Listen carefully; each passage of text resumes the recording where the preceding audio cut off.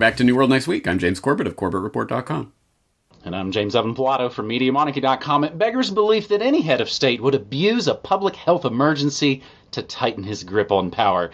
We've definitely got that story, plus mesh networks for freedom. But first, on another important New World Next Week episode for what's essentially the new normal world order, the cyberspace war is just getting heated up. Massive live fire exercise, April 8th, today, with Starlink satellites. This coming just pretty much straight from the military's mouth. The Air Force will test SpaceX-developed technology in a demonstration that will reportedly include a live fire exercise targeting drones and cruise missiles, the latest test of experimental technologies. The April event today, again, that's as we're taping this. The next iteration of the military's Advanced Battle Management System exercises takes place at Marine Corps Air Station Yuma, Arizona, right here in New Mexico at the White Sands Missile Range, and of course Eglin Air Force Base down in Florida. The demo will include elements of the U.S. Space Command and STRATCOM with SpaceX Starlink mission, which aims to, quote, provide internet access with proliferated constellations made up of thousands of satellites in low Earth orbit.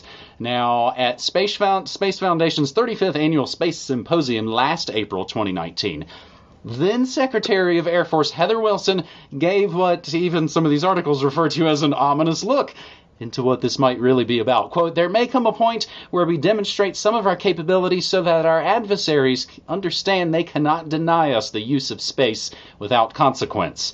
That capability needs to be the one that's understood by your adversary. They need to know there are certain things we can do, at least at some broad level, and the final element of deterrence is uncertainty. How confident are they that they know everything we can do? Because there's a risk calculation in the mind of an adversary. James, it almost seems like every single New World Order agenda is moving forward at what is essentially an accelerated pace. Light speed, one might say. Yeah, exactly right. And this is another example of that. So your cyberspace war hashtag has never been more relevant. And this is an example of how it's going to play out with the Advanced Battle Management System. That this is part of the test that they're running. They did a previous test in December, and that's from c4isrnet.com.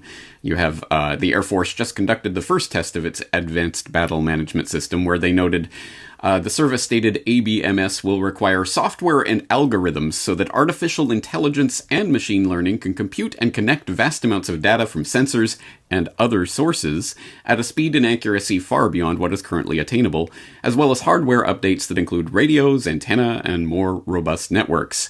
However, the service provided sparse detail about what kinds of technologies were used in the first experiment to link Air Force, Navy, and Army equipment together, saying only that new software, communications equipment, and a mesh network linked together assets.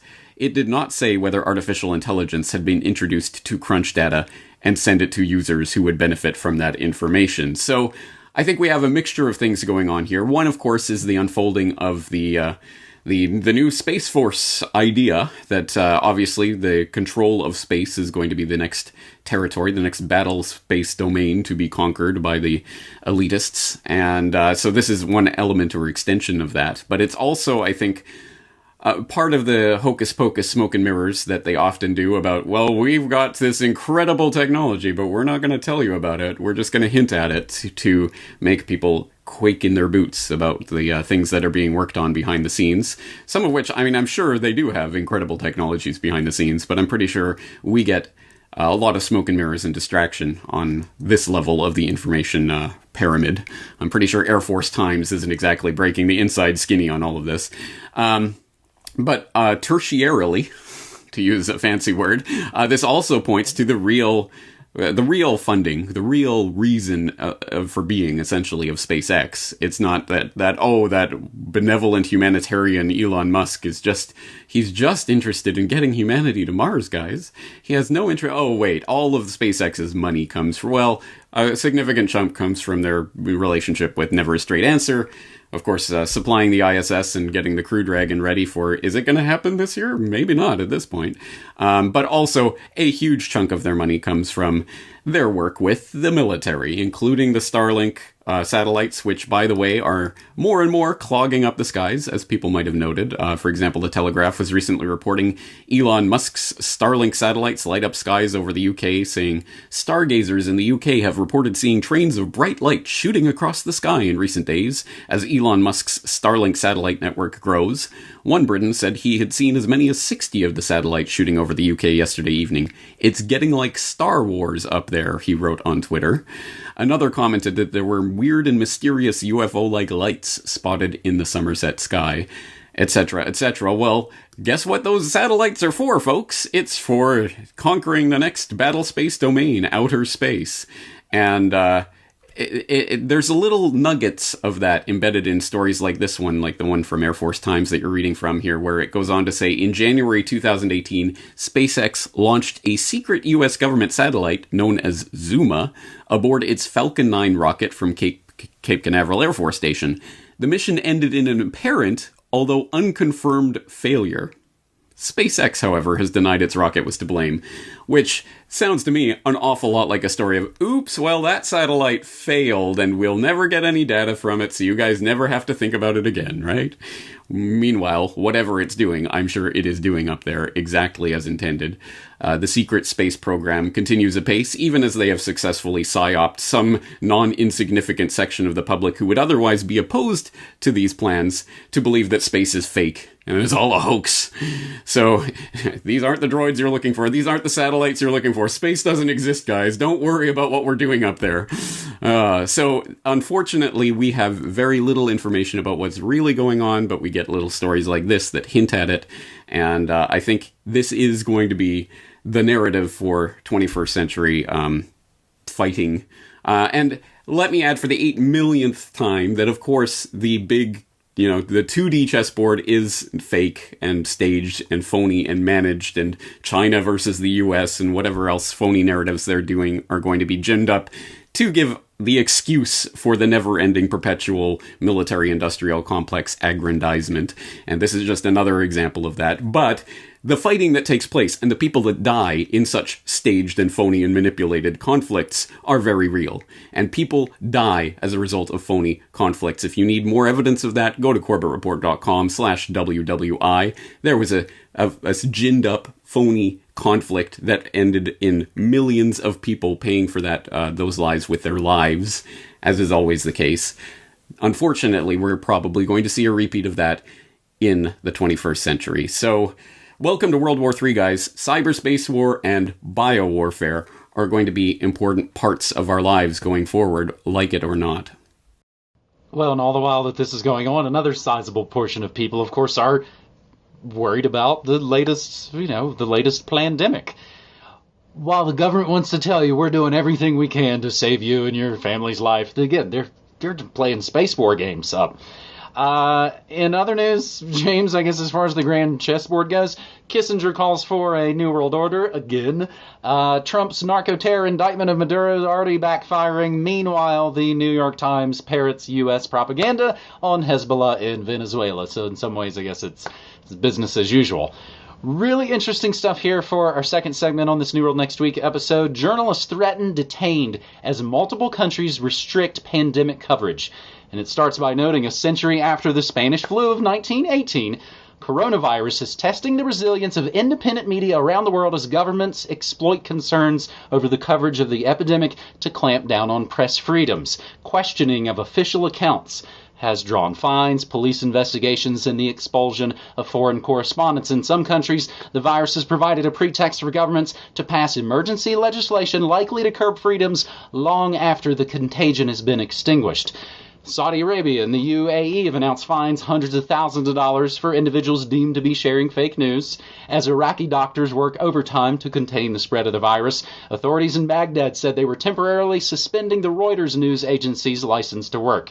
Egypt said last month it was revoking the press credentials of The Guardian. 8 Turkish journalists are now waiting to learn whether they will face charges. In Azerbaijan, President Aliyev is using the crisis to crack down on free speech.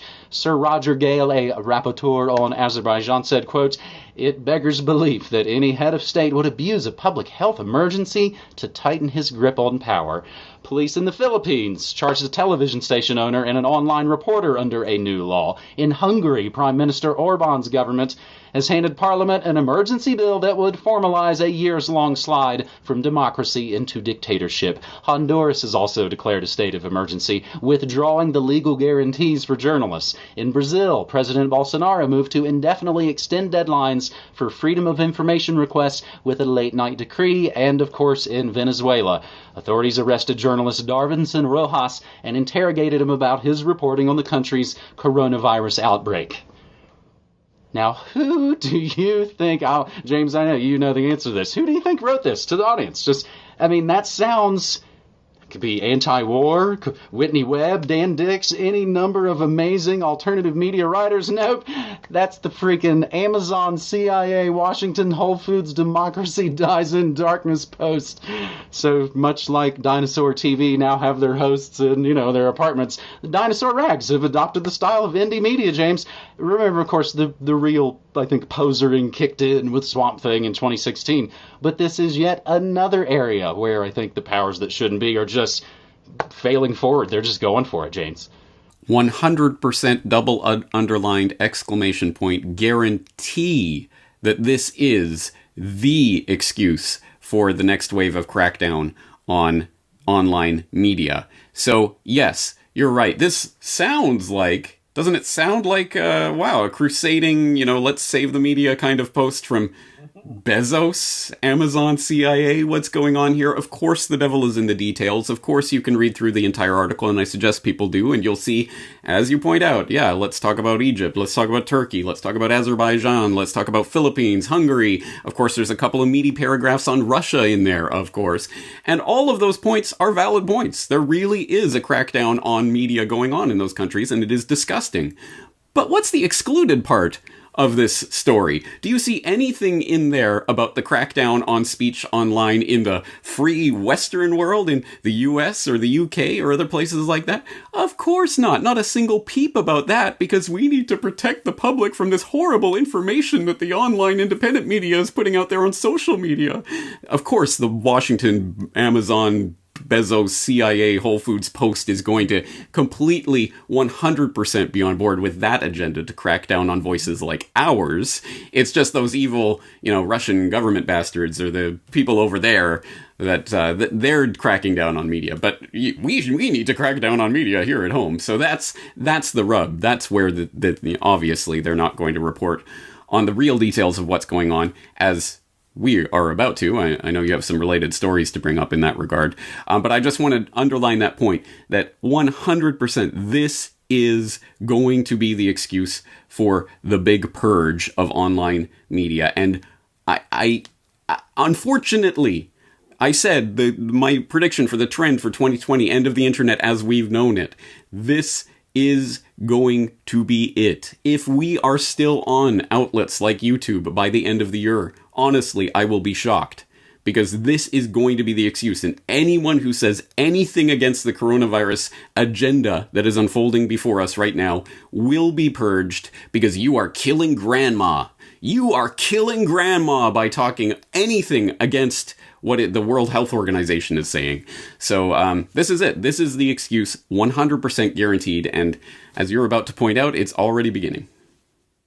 Well, you got me thinking up other angles to all of this. As this is now been widely called that 9/11 in slow motion.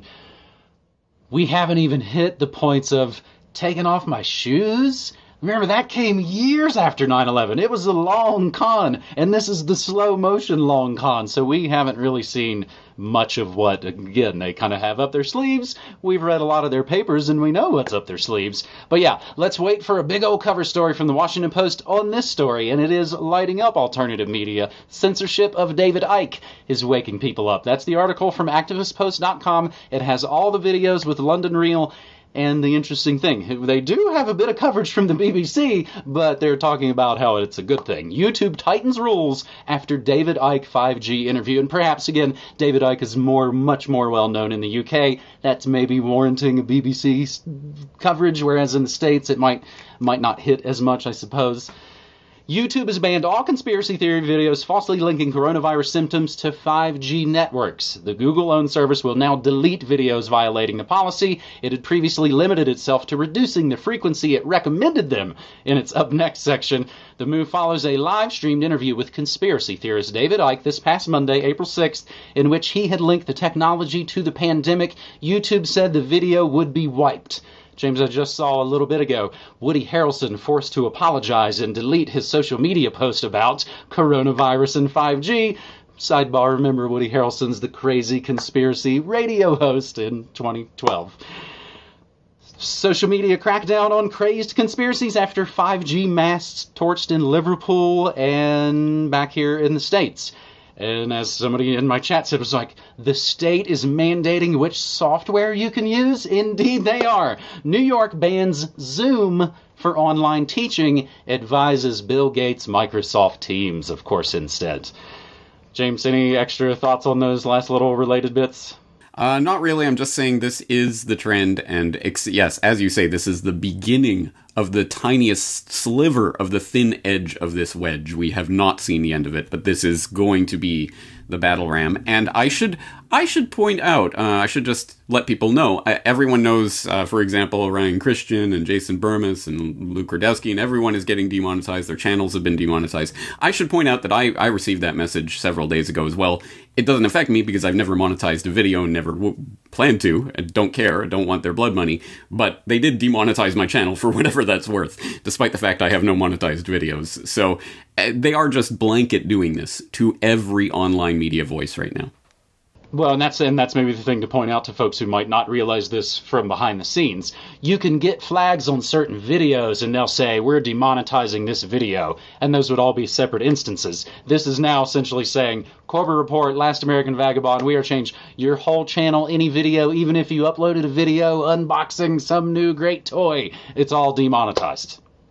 So on this, New World Next Week, episode 404, kind of like the error message we'll start to get as the internet might start to crumble. Another fantastic one, solutions-oriented stories to close out this episode from our friends at activistpost.com. Coronavirus fuels P2P connectivity. Crypto-driven meshnet gives rural towns internet.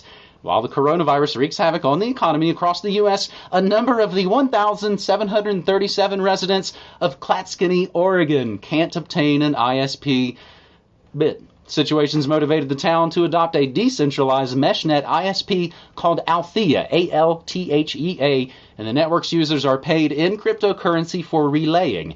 Essentially, a mesh network, as we have talked about many years in the past, is a local network topology that allows people to relay and share bandwidth and route data from and to other participants. If the network goes stronger, it can operate in a non-hierarchical fashion, and the more cooperation, the better the network will perform. Althea's MeshNet service provides people with the incentive to host decentralized ISPs in any community rather than relying on the monopolized services provided by the big cable companies. Clatskanie, Oregon residents aren't the only ones. Folks in Tacoma, Washington as well, so they know what's up in the Pacific Northwest. Althea.net, faster, cheaper, decentralized internet, and that is not an ad. There's also Bitcoin Wi-Fi. There's all kinds of other different things. Again, like a lot of these stories we talk about, it's the idea. It's not the place that does it. It's the idea that everybody can do it. So, James, we actually talked about mesh networks back in 2014 with something that even now seems pretty prescient with what we've seen in the previous year. Hong Kong protesters turned to mesh networks to evade China's censorship. And here we are again, James, at least with some solutions. Exactly. And this is the paradigmatic example of not unmitigated good news. And so I'm glad you pointed out it's about the idea behind this. It's not about the specific way that this idea is being implemented. And I say that because this is a great example of people being motivated by a need, a perceived need. Oh, we need to get around these ISPs. What are we going to do? Oh, why don't we do it ourselves? Why not, instead of waiting for some corporation to come along and provide it to us, or asking mommy or daddy government to make the corporations provide us ISP in the way that we want? No, we make it ourselves, and so we can set up a network, and I think it's done the right way in a lot of different ways, including incentivizing people to become relays and to help forward information through the network by incentivizing that through crypto and all of that. I think there's a lot of good ideas in here. But the devil is always in the details. So if you go to althea.net, where you see all of the nice, explanations and everything, and there's just that little line in there, relays get paid automatically for forwarding bandwidth to neighbors, ... High-speed 60 gigahertz 5G antennas provide speeds of over 200 to 400 megabytes per second. Oh, right, of course, it's going to be the 5G antennas, isn't it? So there's always a catch in there. That's why I'm not necessarily recommending Althea specifically. But as you say, the idea is the right idea, and I'm sure there are ways to implement it that are not reliant on, say, 5G antennas. So I'm sure there are people in the Corbett Report crowd who have more technical expertise than yourself or myself who might be able to devise a better way of doing this. But I think the idea, as you say, is the right idea. And there are ways that we can understand, learn from this and move forward, not only with regards to mesh networking, although I think that is important, and this provides a good example of that, but in a lot of other problems that we encounter along the way, where we see a problem and we know there's a problem going on. Are you going to wait for some corporation to deliver it from on high? Are you going to try to vote harder in November and make sure that your guy gets into the Oval Office so that he can make some corporation do something that will then benefit you? Or are you going to go out there and do it yourself? I think I know which is going to be the most effective form of actually changing the world. But it does involve work, and that's the rub. So if you're looking for something delivered from on high, you're going to get shafted. And if you want to actually have a solution, you're going to have to roll up your sleeves and get your hands dirty one way or another. We are smashing the scaradime, as you say, James, with this episode 404 of New World Next Week. In closing, I got tons of visits from the link I put in the show notes last week to my chat stream in Discord, which, sidebar, speaking of Discord, of course, folks reached out to say, hey, they're not super trustworthy. As I know, they are problematic. Somebody turned me on to another platform called Riot, which is actually very open source and looks really, really interesting. I just don't know why all the places have to have names like Riot and Discord and I hate this and it's like, maybe some puppies and sunshine, perhaps. But last week I put the link in the show notes. I got tons of folks to come check it out. We actually made some great new supporting Media Monarchy members from that. Meanwhile, I think maybe some folks forgot that it was actually just a limited time free pass, so we'll do it again, but I will have to give my tech guys over in Discord actually a little more warning next time. So, James, a deprogramming note, this is generally where I tell folks I broadcast, generally speaking, 9 to 5, Monday through Friday, news, music, memes, and more. I need a break, brother. I need to take Easter week off. I've had some power difficulties here in the apartment. We've got an electrician coming tomorrow. And again, I didn't get my rock and roll camp at the Boise Music Festival. It was postponed, so I still need maybe a little bit of time off. So I'm going to take Easter week off. But again, the Media Monarchy community never closes, and I always like to invite folks over to check it out, James. Yeah, you and me both, brother. We need a break. I don't know if people have noticed, but I've been posting to the site every single day, day in and day out, every single day, 7 days a week for the last few weeks. And I'm the hardest working man in alternative media and whatever other people say about me, but I've never worked harder in my life than I'm working right now. And I need a break, but I'm not going to take one. I'm going to keep going until I burn out, because this is the most important time of our lifetime, and I'm going to keep doing it until I cannot do it anymore, which may be sooner rather than later, given the way this crackdown is coming on online media. Anyway, let's just keep pressing ahead and do what we can. I hope people will check out your live stream, and we'll take it from there. James, thanks for 3 great stories. Yep. Take care.